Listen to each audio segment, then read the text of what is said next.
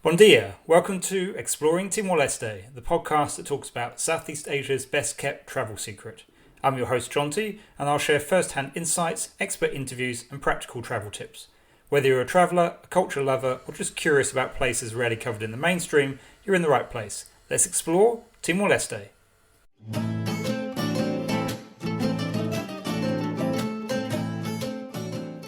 Today's episode is the last of the episodes where I talk about specific municipalities. There are 13 in Timor-Leste, so I've talked about likes of Dili and Amira and Likisa in some detail. And in this last episode, I'm going to cover off Covalima, Manufahi and Viqueque. So I'm doing 3 in one episode as there is relatively less to see and do in these areas, or at least they're relatively less accessible. These are some of the least visited parts of Timor-Leste. Just to put them on the map, Covalima is to the far southwest of Timor on the border with Indonesian West Timor. Manufahi is in the middle towards the south coast beyond Leo and Anaro, and Viqueque is to the southeast before Lautem. To start with Covalima, as I said, this is well off the beaten track. Malay foreigners are a rarity here, so expect a warm welcome from locals. It's the epicenter of Timor-Leste's oil and gas industry, which provides the vast bulk of the country's revenues, but there are few signs of it other than some oil pumps, the only expressway in the country and a huge international grade airport, which is pretty empty most of the time. The regional capital, Shuai, has a few sites, but you'll like to spend longer relaxing on the coast at Shuai Loro. So to start with Shuai, the regional capital feels more like a collection of villages than a town, but it has a few sites in the centre and a tragic history. On the 6th of September 1999, 2 days after the results of the independence referendum, 245 people were killed by Indonesian militia whilst sheltering inside the Ave Maria church. There's now a sombering memorial which commemorates those events, and the church was destroyed and a much larger Ave Maria cathedral was built on the site of the original. Between those two is the covered Mercado de Shuai, the local markets, which is filled with alleyways with all manner of things to buy. Shuai is also a great place to visit if you want to see traditional Timorese thatched buildings. About 10 minutes drive south of Shuai Loro, meaning South Shuai, is home to a black sand beach backed by restaurants serving delicious locally caught fish. And it's a good place to see and stay a safe distance from crocodiles. So there's a lot of crocodiles on the south coast that would not go anywhere near the water, but it is a relaxing beachside community. There's also a few walls remaining of a Portuguese fort, and randomly there is also a small model of the Eiffel Tower a long way from Paris. Through Covalima runs the Shuai Expressway. This 4-lane road is the only highway in the country. Phase 1 was completed in 2018 at a cost of $500 million. Quite difficult landscapes, with 10 bridges, 4 intersections, 20 viaducts, 20 drainage boxes and 60 hydraulic passages. So at the time it was the largest infrastructure project in the country. It's only recently been superseded by the new port in Timor. The long-term plan is for a 155-kilometre highway. They've just completed 30 kilometres to date, capable of 100 km/h traffic from basically Shuai to Viqueque. This is part of a much larger project called Tasamane project, which is an ambitious $15 billion program of oil and gas infrastructure along the southwest coast of Timor-Leste, heavily promoted by the current Prime Minister. Progress has been stop-start. It will be interesting to see where things land on this. It's very much connected to what's known as the Greater Sunrise Project, which is a large untapped gas reserves, but there's been talk about it for years and not a huge amount has happened for it. It's interesting as the highway was new in 7 years ago, but it has fallen into disrepair. It's quite surreal to see a highway in the middle of this very remote part of Timor-Leste. Also quite surreal is the Xanana Gusmano International Airport, named after the Prime Minister who's been driving this project. This is a modern airport opened in 2017 at a cost of $120 million. It's international grade airport. It's much nicer than the one in Dili, but currently it welcomes 2 small propeller flights a week. So it's a little bit surreal walking through the terminals and unused X-ray machines. I drove down to Covalima, which is a long drive from Dili. You go through Manufahi, which I'll talk about next. And then I flew back from Shuai to Dili with one of the regular MAF flights, and that was one of the most scenic flights I took in Timor-Leste, passing by Mount Ramelau, the highest summit in Timor-Leste, and across the mountainous spine of the country. flight takes 40 minutes, the driving takes more like 7 hours. It was quite interesting to do it both ways to get a different view of the country and the landscape. So that's Covalima. Heading towards the centre of the country, Manufahi. So this is a varied and beautiful municipality that stretches from the mountainous centre of the country down to the south coast, and it has some of the best scenery in Timor-Leste. It's home to Mount Covalima, which is one of the most impressive and scary to climb mountains, because I've been hiking on it in Timor-Leste.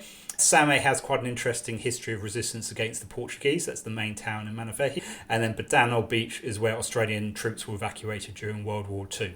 So Same is the largest town and municipality, is a typically spread out Timorese town, but it is home to a few sites of interest. In the centre of town is a statue of a warrior holding a spear and shield in honour of local leader Dom Boaventura. He led a 16-year-long campaign against the introduction of taxes and forced labour by the Portuguese in the early 20th century. What became known as the Manufahi War didn't stop until 1912, when the Portuguese brought troops over from Mozambique. The Same Protestant church has an interesting design, looking a bit like a rocket from the front, and to the east of the town centre is the Cristo Rei de Same, a white statue of Jesus on top of the hill. In 1999, a lot of Timor-Leste was heavily damaged, and Same in particular was almost completely destroyed by Indonesian militia.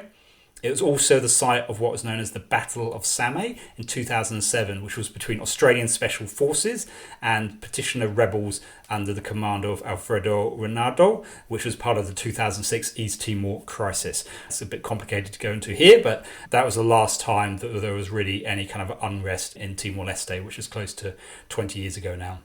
And my favourite spot in Manufahi is the natural swimming pool, which is about 15 minutes north of Same. So just on the main road, if you're driving from Dili to the south coast, on the left-hand side, there's this beautiful spring-fed pool, and it's very refreshing, and you can't miss it, and it's just a glorious place to cool down.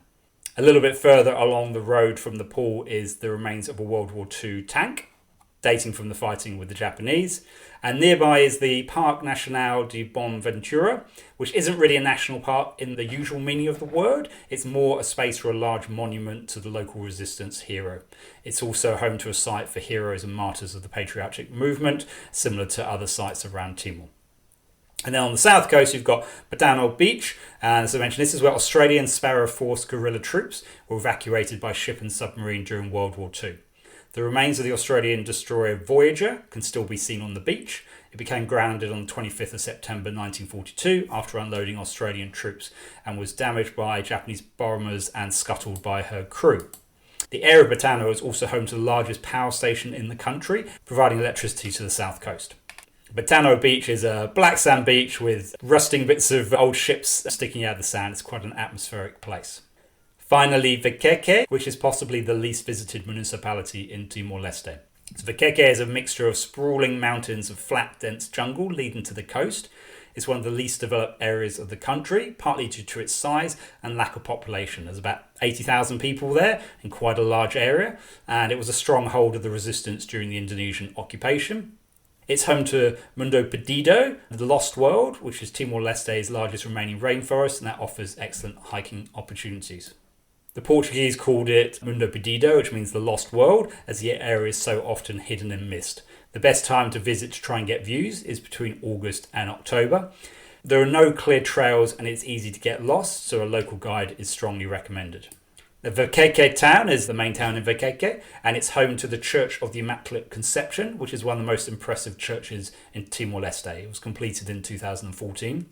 The original church was the site of a horrific massacre of up to 1,000 Timorese by Indonesian troops in 1983, and it's now commemorated by a monument containing the remains of a car in which 2 nuns were murdered. Close to the church is the formal Tilu Park, which is home to various monuments and a playground. The large Kuha River runs through the town, and crocodiles have been known to travel tens of kilometres up the south coast along this river. So I wouldn't go in the water, but it is an obvious landmark when you're travelling through Viqueque town. Also, if you travel through Viqueque, look out for 14 stations of the cross. These are large concrete crosses. They start at the beginning of the town and finish at the church. The drive through Viqueque is quite challenging, although there is a lot of work to improve the roads, but it's a very scenic part of Timor-Leste. In Osu, there's a huge green and red church, the Church of St. Teresa of the Child Jesus. It looks like it could be in Europe or something. It's very prominent and a striking church. And close by, Lanihono is home to one of the best waterfalls in the country. It's not huge in terms of height, but it's quite wide and it's just very kind of photogenic and interesting to see. And nearby there's a Abrigo Reconcilio guerrilla hideout. So here metal ladders have been attached to the steep terrain to allow access to a lookout marking where two Timorese independence leaders first met in 1989. And then beyond Viqueque, heading to the south coast, that often can be impassable during the wet season. There's not really any food options, but that is very, if you want to go really get off the beaten track, you head down to the south coast of Viqueque. That will be a real adventure. Hopefully that's given you a bit of a flavour for what you can see and do in those three municipalities. As I said, they're very much adventure travel destinations, so if that's your thing, please go and visit. Thank you so much for listening to Exploring Timor-Leste. If you've enjoyed today's episode, please consider leaving a rating or a review. It really helps more people discover the show. If you have any questions or feedback, I'd love to hear from you. Drop me an email at exploringtimorleste@gmail.com. Until next time, obrigado ho adeus.